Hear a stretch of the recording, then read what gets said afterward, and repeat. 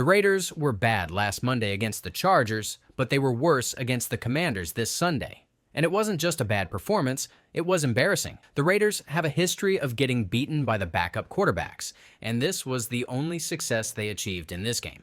It was the kind of game that makes you wonder if this team knows who it is or where it's headed. What's up, Raiders fans? Welcome to the NFL Playbook Raiders. If you're new here, don't forget to hit that subscribe button. This channel is all about breaking down everything you need to know about the Raiders. Let's just straightforward. A 41-24 loss looks ugly enough on the scoreboard, but if you watched the game, you know it wasn't even that close. The Raiders were outclassed from the opening kickoff. Literally, the very first play of the game set the tone. A 69-yard kickoff return from Deebo Samuel that gave Washington a short field and an easy opening score. Right there, you could feel it. This was going to be one of those games where the Raiders never truly settled in, and that's exactly what happened. Now, to be fair, the Raiders fought back early. Daniel Carlson hit a field goal, Tre Tucker hauled in a touchdown, and somehow it was tied 10-10 late in the first quarter. But football isn't about moments in isolation, it's about sustaining. And from the end of the first quarter onward, the Commanders hit the Raiders like a freight train. A 60-yard touchdown run exposed missed tackles, a field goal before halftime, made possible because Pete Carroll tried to ice the kicker like it's still 2007. And then the backbreaker. A 90-yard punt return touchdown that sucked the air out of the team and put the game effectively out of reach. So, how did it go so wrong? And is there anything here that's fixable? Let's start with the offensive line because, frankly, it was the elephant in the room all afternoon. This line isn't just struggling, it's a liability. Geno Smith was sacked 5 times, hit at least 8 more, and hurried on nearly every drop back. Watching it live, it felt like he could have been sacked 10 times. He had no chance to let plays develop. He was constantly rolling, ducking, stepping up, improvising just to survive. Credit to him for not turning the ball over, because with the amount of chaos around him, most quarterbacks would have coughed it up at least once or twice. But the run game was even worse. Rookie Ashton Jeanty, who has all the talent in the world, had 17 carries for 63 yards. Respectable on paper, but digging deeper. He was hit at or behind the line of scrimmage on 11 of those 17 carries. Let that sink in. 2/3 of the time before he could even take a step, he was already fighting off contact. That's not about Jeanty. That's about the line giving him nothing to work with. It's impossible to evaluate him fairly when defenders are in his lap the second he gets the ball. And this shouldn't be a surprise for all of you. Look, I've been talking about this offensive line since before Jeanty was even drafted. Do the Raiders have the line to maximize this kid's potential? And so far, the answer is clearly no. The decision-making up front has been questionable at best. Jackson Powers-Johnson cleared concussion protocol. He was available. But the staff went with Alex Kappa at right guard for continuity. Continuity of what? Continuity of failure? If continuity means watching Geno get beat up and Jeanty get smothered, then congratulations. They've got it. At some point, staff have to be bold enough to admit something isn't working and make a change. But instead, they doubled down, and the result was a disaster. And that's where coaching becomes part of the story. This wasn't just bad execution, this was bad coaching. Pete Carroll tried to ice a kicker before halftime, a gimmick move that backfired into 3 more points for Washington. Chip Kelly's play calling looked completely unprepared for heavy blitzing. Where were the quick screens, the draws, the misdirection? If you're going to send pressure every play, the counter is simple. Make them pay with quick hitters.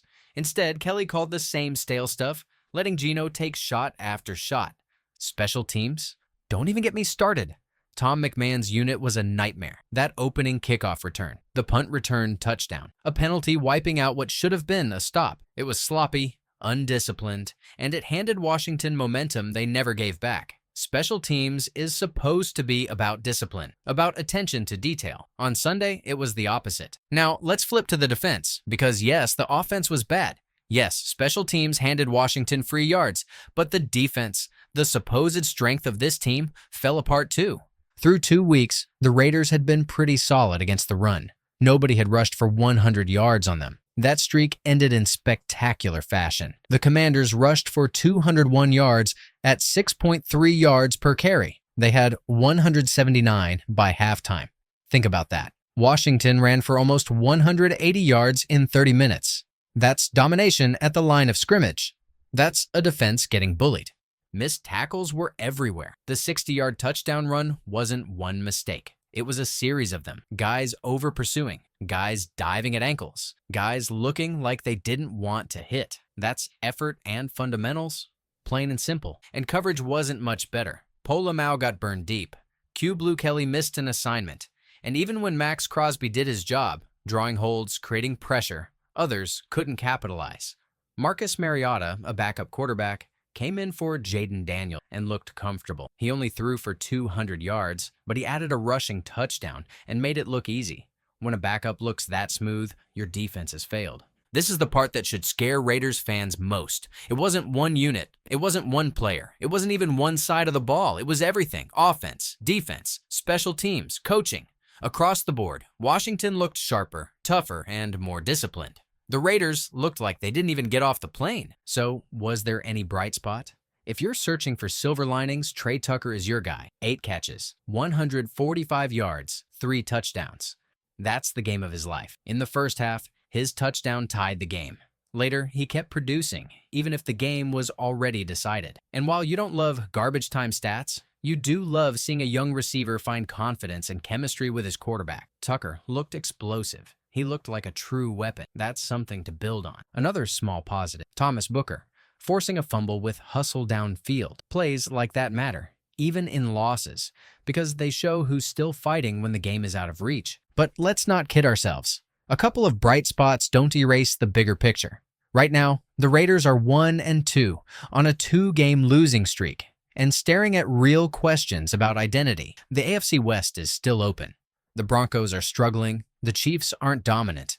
But the Chargers are 3-0 and looking like a team on the rise.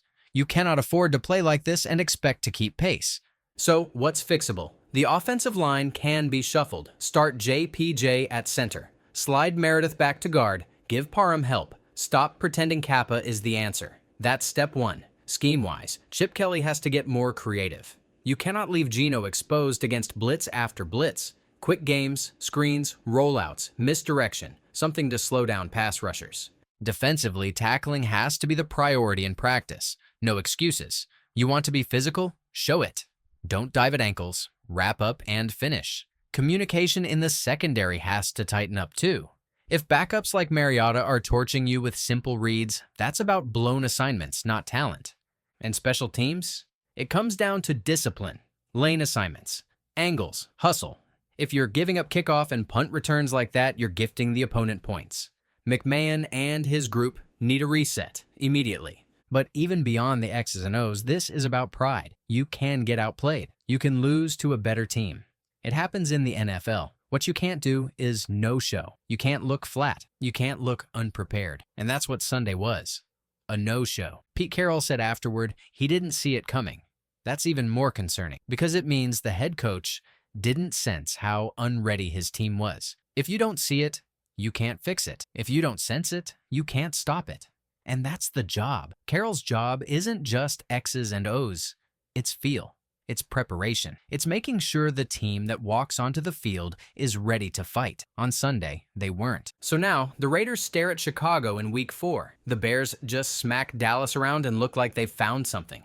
That's a dangerous team.